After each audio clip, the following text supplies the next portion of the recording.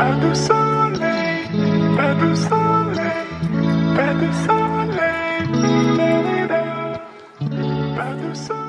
there, welcome to the All Instant Podcast. Welcome to the All Instant Podcast, a radio program that is designed to educate, inform, and impact teenagers, their parents, and their teachers in every way.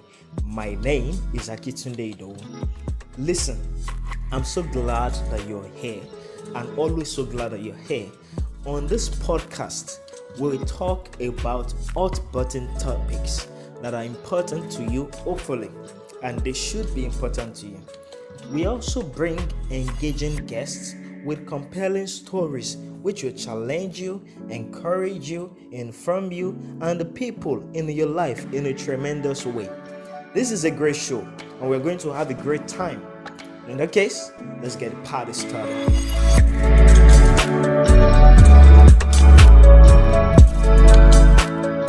In November 2021, according to the father of Sylvester Oromoni Jr., the parents of Sylvester Jr. were contacted by the school nurse of the sickbay in Dowen College, and according to his story, among stress, their son was ill. The story the school put out is that the young man was injured in a game of football. From the video evidence, not even a game of rugby should deliver such devastating damage to the young body of Sylvester. I watched the video as this young man could not stand straight. His gums were red, perhaps with blood. His lips were peeling. It appeared that there was either organic or chemical damage around his lips. This was beyond trauma. While the teeth could have been damaged or the gums by trauma, or perhaps by some chemical, the lips obviously had some chemical damage or organic damage on them. He couldn't stand up straight. He couldn't walk straight. He was gasping. For those who had some medical background, it would appear that his internal organs were under pressure. Perhaps he was bleeding internally. This is what someone with medical training observing him should have been able to observe from the video evidence that we saw. Even the difficulty in breathing showed that there was some pressure. There was some internal pressure, I would not want to say on his lungs, going on at this time. Shortly before he died, his father claims Sylvester mentioned the names of 5 boys who he said entered his room at night, started beating him with belts, and he landed on the floor. I don't know if he was thrown off his bed or he landed on the floor, which should make sense because he wasn't walking straight. They proceeded to kick him in his torso, according to the father and what he says, Sylvester said, and then gave him a chemical to drink that would corroborate the incredible pain this young man was going through. It was gruesome watching the video, and I had to post it. Heartbreaking for a mother. It was terrible, the pain he was going through. And according to his father, on his deathbed, Sylvester named 5 young men as having done this to him. Later, some alleged screenshot went around in which a young man is chatting with somebody called Tamara, and he names the 6th person. Some claim that 2 of the young men have been flown out of the country. Can there be justice for Sylvester? Don't go anywhere. I will be back right after these messages. Voice of Change is sponsored by EB Consulting and Awesome Treasures Foundation partners. Subscribe to Voice of Change podcast today and don't miss a single episode. Welcome back to Voice of Change. I'm your host, Olajumoke Adenowo, and you can reach me on Instagram at Jumoke Adenowo. We are speaking today of the failure of leadership that led to the death of an 11-plus-year-old boy who would have turned 12 2 days ago.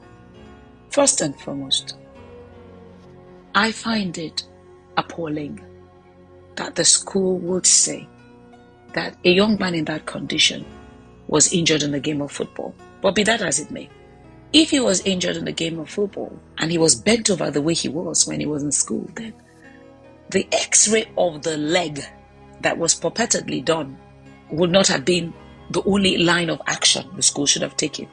His torso should have been x-rayed because he wasn't even standing straight. he was complaining of pain in all those regions, and his mouth had obviously suffered some kind of damage, some kind of trauma or the other. Therefore, at the minimum, that also should have been looked into. This young man was so scared of his bullies that he kept up the narrative of the fact that he had been injured in a football game. It shows the amount of psychological trauma he had already gone through. And then, perhaps, he knew death was near. The thought of the fact that someone under 12 knew death was near is gut-wrenching. But then he made what is called in law a dying declaration and named 5 boys as having attacked him. A dying declaration is a type of hearsay. Normally, hearsay is not admissible in court, but a dying declaration is on a totally different level. It is admissible in court as evidence. Therefore, if the protectors of justice and equity are wondering how to proceed, there's a dying declaration. It's something to work on, at least to bring charges against those accused. Some may wonder, but 2 of the young men have been flown out of the country. We need to find out what countries they were flown to. Are there extradition treaties between these countries and Nigeria? Very likely there are. It is troubling that in the statement put out by the school, the tone would look more like trying to save the reputation of the school than getting to the bottom of the matter, which one would believe is what should be top of mind for the school. That the young man is in distress too, has now died. Beyond the way the school is perceived, what should matter is that an unfortunate tragedy has happened. I am sure public opinion will not be so harsh against the school if only the school is seen to be aiding the cause of truth and justice, rather than, in many people's opinion, covering up. It is this cover-up that can make the school culpable of being accessories to the crime. An accessory in criminal law is a person who becomes equally guilty in the crime of another by knowingly and voluntarily aiding the criminal before or after the crime. If justice is not brought to bear, we may be dealing with sociopaths and psychopaths. What it takes to take another living being, a creature of any sort, through what young Sylvester was taken through, talk less of a human being, is extreme cruelty. It shows a maladjustment of some sort that should be addressed. If those who are actually involved, whoever they are actually to become value-adding members of society and not a menace, it's a huge thing. Even as a parent of such perpetrators, you should be worried. The focus should not be on how your child should get away. It is how your child should get help. Help at every level. One, by being made to answer for that which he or she has done, and then getting help to correct this antisocial criminal behavior before they become a danger to your family and to the rest of society. Suspects do not just escalate from innocent behavior to what is at the very least manslaughter, because all that has to be proven now to make the charge of murder is an intent to kill. And you wonder what then we would call giving a young boy a chemical substance to drink beyond an intent to kill or an intent to harm, a harm that could lead to death at the end of the day. However, a culture must have existed that emboldened such suspects to take such action. This is where the institution must look inwards. What kind of culture existed? How did such a culture thrive till the suspects, whoever they may be, felt they could get away with such a heinous crime? How come all the young boys in the room with Sylvester Jr. felt that they would not have protection if they told the truth, to the point that they kept quiet enough? How come a young boy going through the pains of death felt he would not have protection from leadership and the institution if he spoke the truth? How did the trust of young people get so breached that they failed to have confidence in those who should protect them? I will leave you with these words as you ponder. Should you speak up? should you also say what happened to you, even if it's not the same thing that happened to this young man. I will leave you with these words. All that is necessary for evil to thrive is for good men to keep silent. Good morning, listeners of the All Things Then podcast. You've listened to Mrs. Jumoke Adenowor's summary of the Sylvester Oromoni's case, and it's quite important because it really helps us to understand, to a large extent, the details of what happened, how we can really help our own young people in these times, to prevent such tragedy from happening again. Um, there are certain lessons that we can actually, pick out from the Oromoni's case. So, for example, one of the issues that were raised is the issue of bullying, and bullying is quite um, a serious issue in our society today. Whether you are an African or whether you're an American, it's almost in every society, based on how the society has evolved. Certain vices have also found a way to creep into the society. And bullying is one of those major issues, and this is not just limited to school alone. Bullying from friends, you have social media bullying, where somebody would threaten you. You have bullies at work.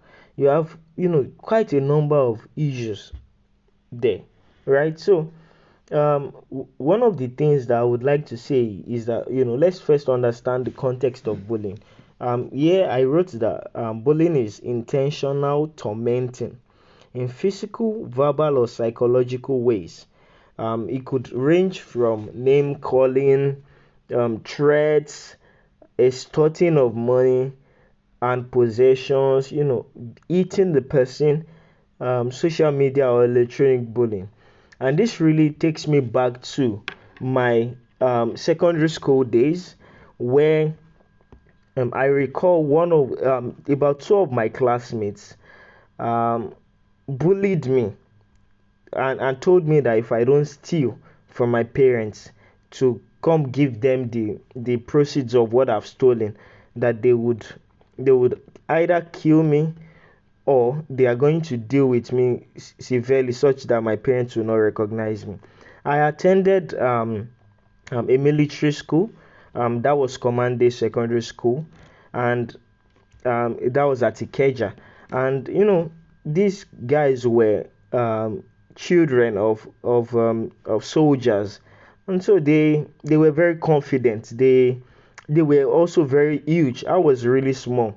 Back in my secondary school, I was like the second smallest person on the assembly line, right? But these guys are huge, very huge physique, huge body shapes and all that. And he said they are going to kill me. I was very scared, and I yielded to the threats because now they were monitoring me. Sometimes I wouldn't even be able to, if I'm not able to get what they want for them that day, I wouldn't be able to go to class. I would either be hiding in the sick bay, faking sickness, or I would just maybe look for somewhere to go, maybe hide in a corridor, or look for another class that I can join, and all those things like that. But these guys are like, they really tormented it. It was a whole lot of psychological pressure for me then, and I couldn't mention it at home at that time, because at that material time I wasn't exactly very sure if my parents were um, going to be receptive of such, like, there was not such relationship that would encourage open sharing and transparency. And that's one key issue that I think parents should learn from this issue, which is that it's very good to encourage openness, to encourage transparency, to encourage conversations in the house. Dialogue with your children, dialogue with your teenagers. Understand what they are going through. ask questions. Hey, what's up? This is, I've seen families where their children can really tell their parents, their mother or their father, what is going on. If a guy asks them out in school, they come back home and say, hey dad, so person, asked me out, to date him. And they will tell the parents, and the parents handle it well. Right? Sometimes it might be that, oh, so person bullied them, or collected money from them. They tell them everything, and that's because the culture in that house has really encouraged openness and transparency, or open dialogue. Whereas there are other families where you have children being really scared of opening up to their parents, because one, when they report these issues to their parents might just try to like blame them for being naive, or being not brave enough, or not confident enough, which it's not encouraging, because by portraying the situation that way, you encourage the child or the teenager to actually keep quiet. So next time when there's an issue, instead of telling you, they will just presume that this is going to be your feedback. That, oh, if I should say that, oh, somebody asked me to steal money, and I don't want to do it, and I don't know what to do because they are threatening me.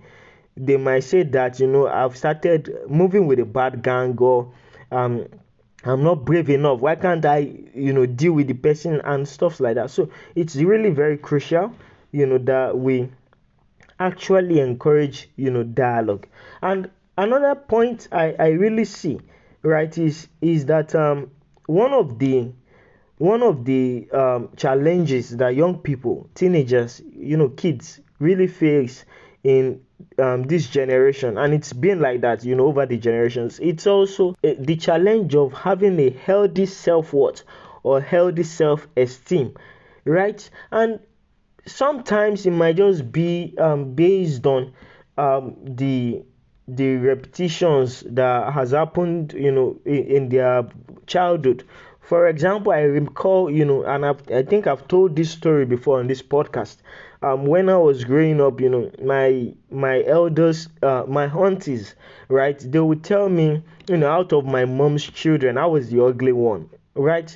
And it was damaging to my esteem, such that when I got to the university, and people started appreciating my looks, or the way I appear, the way I dress, I couldn't believe them when they say it. I would just be like, hey, don't whine me, don't I understand that you're trying to whine me, because someone somewhere back in my childhood days, I've really damaged that esteem by speaking negative words, by speaking inferiority into me, telling me that I'm not good enough, I don't look great, and these things, they don't exactly have immediate effect right on the spot when you see them. But when a person starts receiving information like that, and they meditate on it over time, they constantly get to a point where they become really low in their esteem. Their sense of worth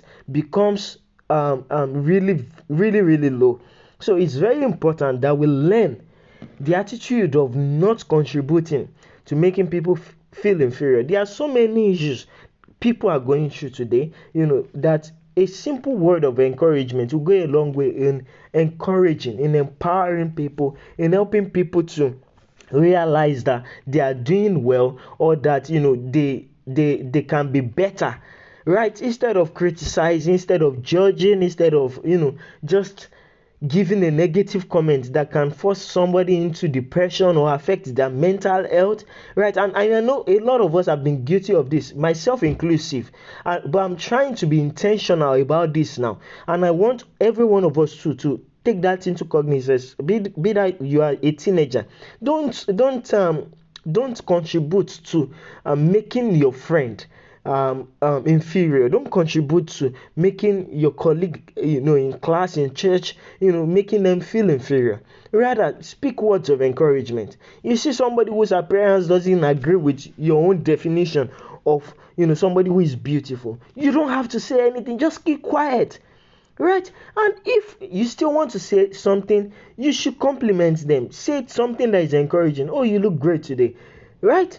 Instead of saying that, how are you looking this way, you just look so you look so unkept, you look so um you don't even look beautiful. That affects their sense of esteem, right? So, and this is also in a way, right, bullying, because it affects their sense of worth, right? So then I think another point that we should take cognizance of is that parents especially and teachers, and this has really been emphasized by Mrs. Jumoke Adenowo right earlier when she was explaining the issue. Parents should actually, when they see that a child really needs help, they shouldn't, in the name of trying to protect the child, you know help the child avoid the consequence of his actions. For example, some of these kids were responsible for Sylvester's death, and I even heard that some of them were flown abroad, right, because their parents don't want them to face the consequences of the law and all those things like that. These children obviously need help. They need some mental examination, some psychological evaluation, such that, like, the person who is evaluating them can really see, okay, this is this person's problem. Is it that they suffered some abuse growing up, or many other things like that? So that's how the issue can be dealt with. But when you shield these young people from the consequence, because you don't want them to suffer, or because you just want to protect them, you are doing more damage. And this is what has really given rise to sociopaths in our society today. You will hear of several cases that, okay, people were raped. I think earlier this year, or maybe late last year, there were a lot of cases of rape in Nigeria, where young people, universities, undergraduates, and even elderly people were raped, right? This is a culture that's even particularly common in India. So you will say that a lot of these issues, if you keep quiet, if you're not talking about them, if you're not if you don't report, you encourage these people, you empower them to continue doing what they are doing, because they might just feel that, okay, they have some protection. But when we allow them suffer the consequences, that, okay, this thing you did, it's wrong. If your child steals, let them be punished. If your child hurts another person, punish them, right? Let them realize that what the actions they've taken shouldn't be encouraged. So, and I think these are very crucial issues. Lastly, I would just like to say that dealing with bullying, or dealing with issues at the right time, it really is very key, for a sense of safety in our society, for a sense of safety for kids.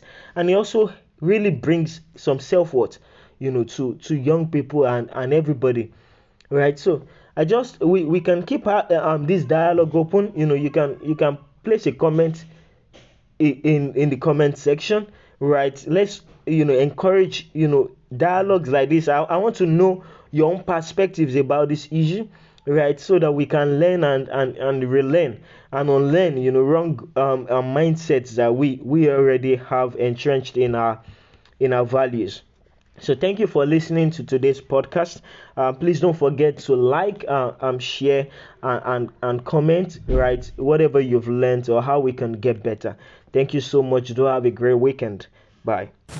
That was a great session. Thank you for listening. If this has impacted you in any way, I'm asking you to do a couple of things. The first thing is that you subscribe. Subscribe to this podcast so you can receive notifications when new episodes come up every weekend. Gather your friends, your family, and be a part of this ministry. You can subscribe on Google Podcasts, Anchor, Podbean, Radio Public, Pocket Casts, Spotify, Breaker, and any other platform. The second thing I will ask you to do is to share. Share this with your friends, with your parents, your teachers, students, and people around you who may find this helpful. This just might be the answer to their prayers. The third thing is that you leave your comments in the comment section, as this provides us with feedbacks on how helpful this program has been to you. If you have any questions, topics you would like us to address, or guests you would like us to bring, please send an email to allthingsthinpodcast@gmail.com, and we will be sure to get back to you. I want you to know that we love you and the best days are ahead of you. See you next week.